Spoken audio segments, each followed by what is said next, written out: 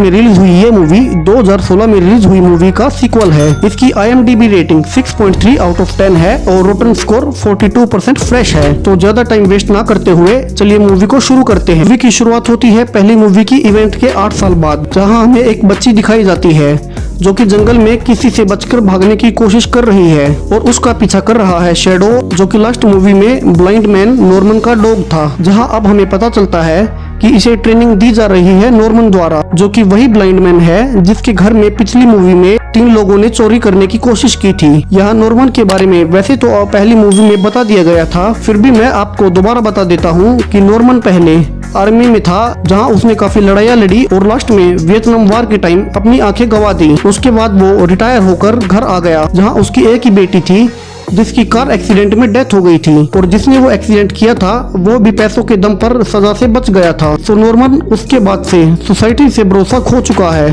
और लोगों के लिए उसमें दया अब नहीं बची है। खैर, अब इस मूवी की कहानी को आगे बढ़ाते हैं। हमें यहाँ ये पता चलता है कि नॉर्मन इस बच्ची को पास के ही एक जले हुए घर से लाया था, बट उसने उसे अभी तक ये नहीं बताया है कि वो उसका रियल फादर नहीं है। इस बच्ची का नाम फियोनिक्स है और उसने उसे बता रखा है कि वो पहले जिस घर में रहते थे उस घर में आग लग गई थी और वहीं पर उसकी माँ की डेथ हो गई थी। अब नॉर्मन फिनिक्स को कहीं भी बाहर जाने नहीं देता है और उसे हमेशा घर में ही रखता है। नॉर्मन के घर का जरूरत का सारा सामान एक लड़की यहाँ वैन से पहुँचाती है, जो कि फिनिक्स को भी जानती है और उसे पता है कि नॉर्मन उसे कहीं बाहर नहीं जाने देता। तो वो एक दिन नॉर्मन को बोलती है कि उसे फियोनिक्स को उसके साथ बाहर जाने देना चाहिए। यहाँ पहले तो वो उसे मना करता है, बट बाद में फियोनिक्स की जिद के बाद उसे जाने देता है। अब रास्ते में फियोनिक्स उसी जले हुए घर में जाती है और कुछ फ्लावर्स अपनी माँ की याद में वहाँ रख देती है, क्योंकि नॉर्मन ने उसे बताया था कि उसकी माँ की डेथ वहीं चलकर हुई थी। अब फिनिक्स एक ऑर्फन एज होम में जाती है,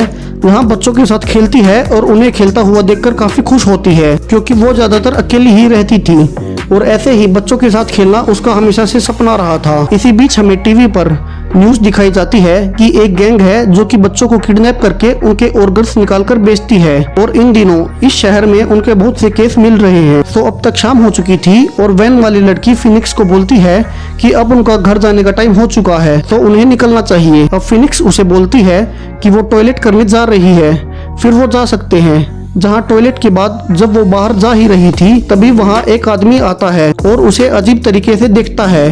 ये वही था जिसकी फोटो हमने टीवी न्यूज में देखी थी। तो वो आदमी फिनिक्स की तरफ बढ़ता है, बट तभी फिनिक्स के साथ उसका डॉग शैडो होता है, तो वो उस टाइम कुछ नहीं कर पाता।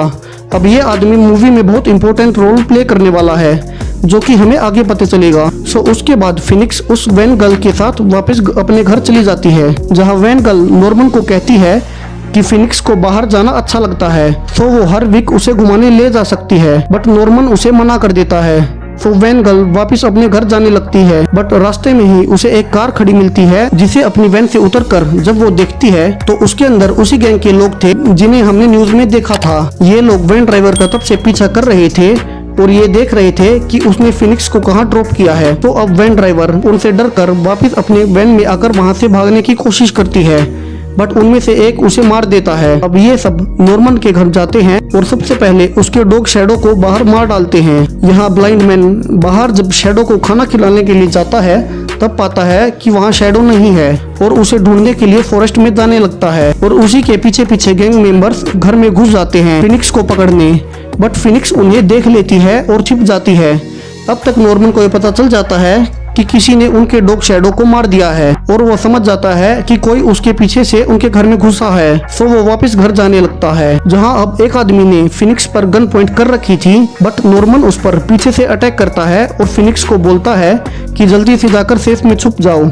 दरअसल ये सेफ नॉर्मल ने ही स्पेशली फिनिक्स के छुपने के लिए बनाई थी। तो फिनिक्स भागकर जाती है और उस लोहे की सेफ में छुप जाती है। इतने में नॉर्मन उन लोगों पर अटैक करता है और एक को घायल कर देता है। अब एक गैंग मेंबर को पता चल जाता है कि फिनिक्स लोहे की सेफ में छुपी है, तो वो उसमें पानी भरना शुरू कर देता है ताकि डूबने के डर से वो बाहर निकल आए, बट फिनिक्स बाहर नहीं निकलती और जैसे ही वो सेफ पानी से भरने वाली थी उतने में ही नॉर्मन वहाँ आ जाता है और किसी तरह मुश्किल से उस आदमी को मार डालता है और सेफ भी नीचे गिराकर उसका पानी निकालता है और फिनिक्स को बाहर निकालता है और उसे बचा लेता है। हालांकि इन सब में उसे भी काफी चोट लगती है, बट वो फिनिक्स को बचाने में कामयाब रहता है और उसे लेकर बाहर भागने लगता है। अब यहाँ पर उसी गैंग का लीडर रेलिन आता है जहां बाकी लोगों के साथ वो देखता है कि नॉर्मन ने उसके एक साथी को मार दिया है और फिनिक्स को साथ लेकर वो कहीं घर में ही छुप गया है। तो अब वे सब उनको ढूंढना शुरू करते हैं और यहाँ मूवी का एक बड़ा ट्विस्ट ओपन होता है जब गैंग लीडर रेलिन उन्हें बताता है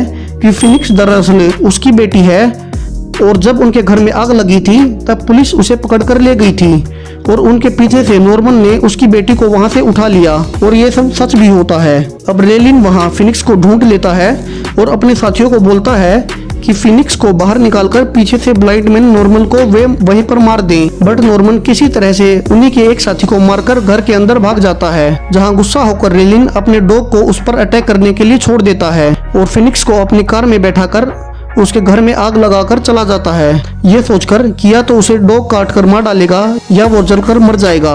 अब जब वो डॉग नॉर्मन को काटने आता है तो नॉर्मन उसे गोली से नहीं मारता क्योंकि उसे डॉग से बहुत प्यार था और इसके अलावा उसके खुद का डॉग शैडो भी था जिसे थोड़ी देर पहले मार दिया गया था और आर्मी के दिनों से उसने बहुत से डॉग को ट्रेन किया था। तो किसी तरह से वो उस डॉग को पहले तो कंट्रोल करता है और फिर उसे और अपने आप को किसी तरह से आग से बचा लेता है। और अब चूंकि उसने डॉग को कंट्रोल कर लिया था तो वो उसी का यूज करके उन गैंग मेंबर्स का ठिकाना ढूंढने के लिए चल देता है। वहीं अब रेलिन फिनिक्स को अपने घर लाता है जहां वो उसे बताता है कि वो उसका रियल फादर है और उसका रियल नाम भी तारा है। हालांकि फिनिक्स को ये भरोसा हो जाता है कि वो सच बोल रहा है, फिर भी वो उसके साथ नहीं रहना चाहती और वहां से जाने लगती है। तभी वो उसे बताता है कि उसकी माँ अभी भी जिंदा है और वो उसे उससे मिला सकता है, जिसे सुनकर फिनिक्स खुश हो जाती है और वो उसे उसकी माँ से मिलाता भी है। जहाँ हम देखते हैं कि उसकी माँ काफी बीमार लग रही थी और वो फिनिक्स को बताती है कि जब उनके घर में आग लगी थी तब उसके इंटरनल ऑर्गन्स डैमेज हो गए थे और अब उसे जीने के लिए ऑर्गन ट्रांसप्लांट की जरूरत है। अब चूंकि फिनिक्स उन्हीं की बेटी है तो वे उसके ऑर्गन्स निकाल कर उसकी माँ को ठीक कर सकते हैं। और यहाँ हमें मूवी का दूसरा राज पता चलता है। वे लोग अभी तक फिनिक्स को सिर्फ इसीलिए ढूंढ रहे थे ताकि उसके ऑर्गन का यूज करके उसकी माँ की बॉडी में ट्रांसप्लांट कर दे और वो बच जाए। और उन्होंने फिनिक्स को सुबह तब देखा था जब मूवी की शुरुआत में वो जले हुए घर में गई थी। बाकी इस ट्रांसप्लांट के बाद फिनिक्स का तो मर जाना तय है, तो वो लोग फिनिक्स को बेड से बांध देते हैं, जहां डॉक्टर उन्हें कहता है कि वो फिनिक्स को बेहोश नहीं कर सकता क्योंकि उसके पास इतनी मेडिकल फैसिलिटीज नहीं है, बिकॉज वो लोग छुप कर ये ऑपरेशन करा रहे हैं। तो वो फिनिक्स को जिंदा ही काट कर उसके ऑर्गन्स निकालेगा। बट इतने में ही वहाँ लाइट चली जाती है जिसमें रेलिन के साथ ही लाइट को शुरू करने के लिए बेसमेंट में जाते हैं, जहाँ ब्लाइंड मैन ने उनके लिए ट्रैप बिछा रखा था और वो एक एक करके सबको मार देता है। इसके बाद वो ऊपर जाता है और रेलिन से भी लड़ता है और फिनिक्स को भी खोल देता है। इसके अलावा वो उसकी वाइफ को भी मार देता है ताकि वो उसे बचाने के लिए फिनिक्स को ना मारे। इसके बाद वो फिनिक्स को भी वहां से भागने के लिए कहता है और फिर रेलन की आंखों को अपने हाथों से फोड़ देता है। यहाँ से ये सीन काफी क्रूअल था और हम जानते हैं कि नॉर्मन हमेशा से एक्सट्रीम रहा था और अब तक उसे काफी चोट भी लग चुकी थी। तभी पीछे से घायल रेलिन, जो कि अब अंधा हो चुका था, उस पर चाकू से वार करता है और उसकी पीठ में चाकू मार देता है। बट फिनिक्स उसके पीछे से आती है और रेलिन को तलवार से मार देती है और घायल नॉर्मन को उठाती है। नॉर्मन अब फिनिक्स को बोलता है कि उसे उससे दूर रहना चाहिए और उसे बताता है कि उसने अब तक बहुत गलत काम किए हैं और लोगों को बेदर्दी से मारा है, रेप किए हैं और अपनी रियल बेटी के मरने के बाद सोसाइटी से उसका भरोसा उठ गया था। बट फिनिक्स ने उसे एहसास दिलाया है कि उसने कितने गलत काम किए हैं। तभी फिनिक्स उसे बोलती है कि वो उसे बचा सकती है, बट नॉर्मन उसे बोलता है कि वो उसे ऑलरेडी बचा चुकी है और इतना कहने के बाद वो मर जाता है। अब फिनिक्स यहाँ काफी दुखी होती है और उसी ऑर्फन होम में जाती है जहाँ मूवी के शुरू में घूमने के लिए गई थी और वहाँ बच्चों के साथ रहने लगती है क्योंकि अब तक वो हमेशा अकेली ही रही थी। और इसी के साथ ये मूवी यहीं खत्म हो जाती है।